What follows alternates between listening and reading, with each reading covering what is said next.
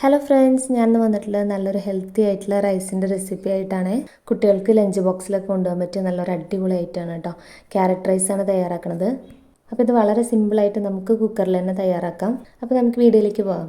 അപ്പോൾ അതിനു മുമ്പ് നമ്മുടെ ചാനൽ സബ്സ്ക്രൈബ് ചെയ്യാത്തവരും സബ്സ്ക്രൈബ് ചെയ്യുക. വീഡിയോ ഇഷ്ടമായി ലൈക്ക് ചെയ്യാനും ഷെയർ ചെയ്യാനും മറക്കരുത്. അപ്പോൾ എല്ലാവർക്കും സവിതാസ് ഫുഡ് കോർണറിലേക്ക് സ്വാഗതം.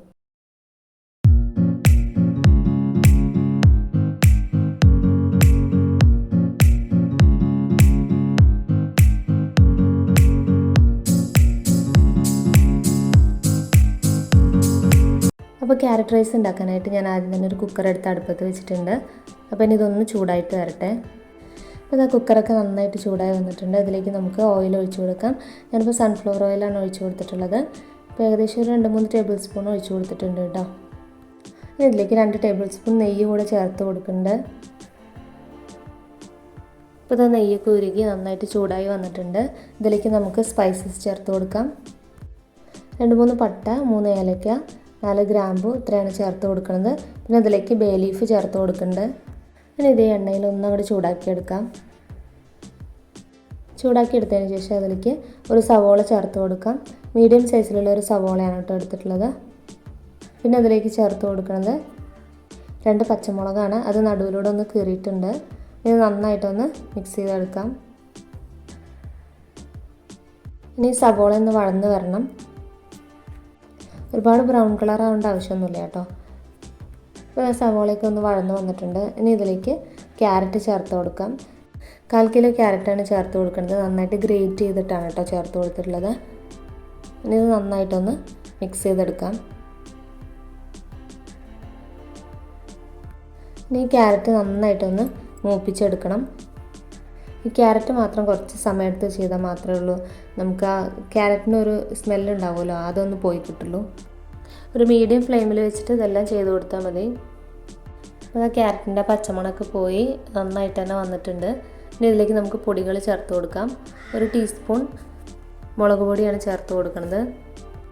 നിങ്ങൾക്ക് വേണമെന്നുണ്ടെങ്കിൽ ഇതിൽ ഇഞ്ചി വെളുത്തുള്ളി പേസ്റ്റൊക്കെ ചേർത്ത് കൊടുക്കാം കേട്ടോ. ഇതിൽ മഞ്ഞൾപ്പൊടിയൊന്നും ചേർത്ത് കൊടുക്കണില്ല. ഓൾറെഡി ആ ക്യാരറ്റിൻ്റെ ഒരു കളറ് നമ്മുടെ റൈസിനുണ്ടാവും. അപ്പോൾ ആ മുളകിൻ്റെയൊക്കെ ഒരു പച്ചമണമൊക്കെ മാറുന്നവരെ ഒന്ന് വഴറ്റിയെടുക്കാം. അപ്പോൾ ആ മുളക് പൊടിയുടെയൊക്കെ പച്ചമണമൊക്കെ മാറി വന്നിട്ടുണ്ട്. ഇതിലേക്ക് ഒരു മീഡിയം സൈസിലുള്ള തക്കാളി ചേർത്ത് കൊടുക്കുന്നുണ്ട്. തക്കാളി നമ്മൾ അരച്ചിട്ടാണ് കേട്ടോ ചേർത്ത് കൊടുക്കുന്നത്.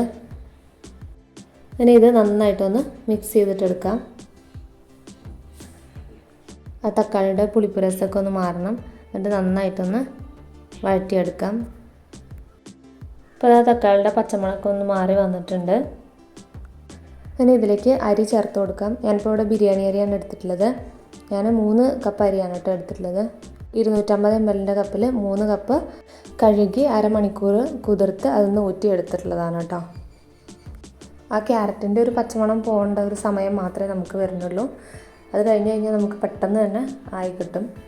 നമ്മുടെ കുട്ടികൾക്കൊക്കെ ലഞ്ച് ബോക്സിൽ കൊടുത്തുവിടാൻ പറ്റിയ നല്ലൊരു റൈസാണ്.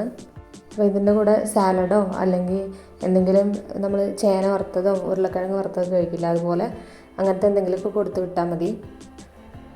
ഞാൻ 3 കപ്പ് അരിയും ചേർത്തിട്ടുണ്ട്. ഇനി ഇത് നന്നായിട്ടൊന്ന് മിക്സ് ചെയ്തെടുക്കാം.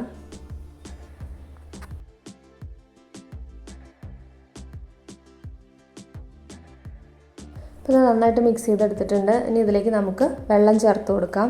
3 കപ്പ് അരിക്ക് 6 കപ്പ് വെള്ളമാണ് ചേർത്ത് കൊടുക്കുന്നത്. ഇനി ഇത് നന്നായിട്ടൊന്ന് മിക്സ് ചെയ്തിട്ടെടുക്കാം. നിങ്ങൾക്ക് ഈ വെള്ളത്തിന് പകരം തേങ്ങാപ്പാൽ വേണമെങ്കിലും ചേർത്ത് കൊടുക്കാം കേട്ടോ. അപ്പോൾ ഒരു പ്രത്യേക ടേസ്റ്റാണ് ഉണ്ടാവുക. ഇനി ഈ റൈസിലേക്ക് ആവശ്യമായിട്ടുള്ള ഉപ്പ് ചേർത്ത് കൊടുക്കാം. ഉപ്പ് ചേർത്ത് കൊടുത്തതിന് ശേഷം നന്നായിട്ടൊന്ന് ഇളക്കി യോജിപ്പിക്കാം.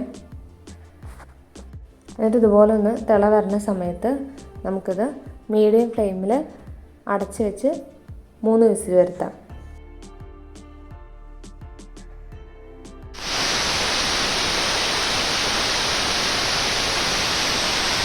അപ്പോൾ അത് 3 വിസിൽ വന്ന് ഇതിലത്തെ പ്രഷറൊക്കെ കംപ്ലീറ്റ് പോയിട്ടുണ്ട്. ഇനി നമുക്കിതൊന്ന് തുറന്ന് നോക്കാം. അപ്പോൾ അത് നമ്മുടെ റൈസൊക്കെ നന്നായിട്ട് തന്നെ വെന്ത് കിട്ടിയിട്ടുണ്ട്. ഇനി നമുക്കിതൊന്ന് ഇളക്കി നോക്കാം. കണ്ടില്ലേ, നന്നായിട്ട് കിട്ടിയിട്ടുണ്ട്. ഇനി ഇതിൻ്റെ മുകളിലേക്ക് കുറച്ച് മല്ലിയില കൂടെ ഇട്ട് കൊടുക്കാം. ഞാൻ 1 ടേബിൾ സ്പൂൺ നെയ്യ് കൂടെ ഇട്ട് കൊടുത്തിട്ടുണ്ടായിരുന്നു കേട്ടോ. എന്നിട്ട് നന്നായിട്ടൊന്ന് ഇളക്കി യോജിപ്പിക്കാം.